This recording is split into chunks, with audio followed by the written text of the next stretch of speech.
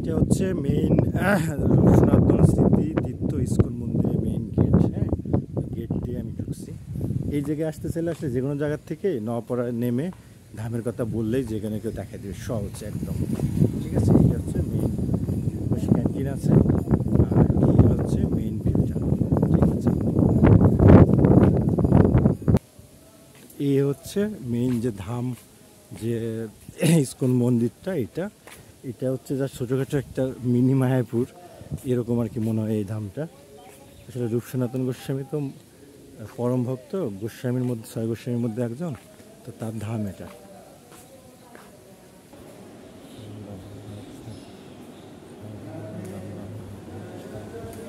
এটা হচ্ছে মেইন যে মন্দিরটা, রূপ সনাতন গোস্বামীর মেইন মন্দিরটা হচ্ছে এটা।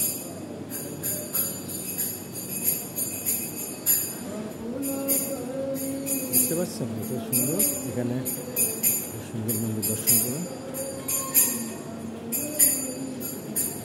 এটা হচ্ছে এটা, কি সুন্দর মায়াবী না?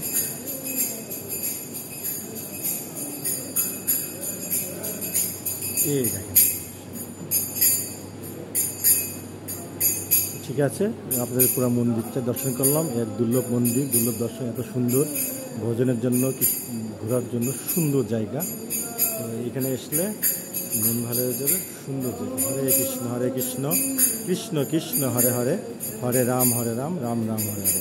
লোকেশনটা বলে দিই, নওয়াপাড়াতে নেমে আপনি যে কাউকে বলবেন ধাম যাবো, ইস্কন ধাম, যে কোনো অটো, যে কোনোভাবে ভ্যানে বা যে কোনোভাবে বললেই আপনাকে নামাই দেবে। পপুলার একটা জায়গা।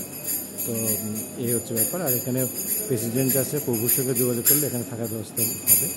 তো আমি যেহেতু স্কুলের লাইফ মেম্বার, সো আমি এখানে ইজিলিতে এসে থাকতে পারতেছি। সো সবাইকে অসংখ্য অসংখ্য ধন্যবাদ আমার সাথে থাকার জন্য। হরে কৃষ্ণ কৃষ্ণ কৃষ্ণ হরে হরে, হরে রাম রাম রাম হরে হরে।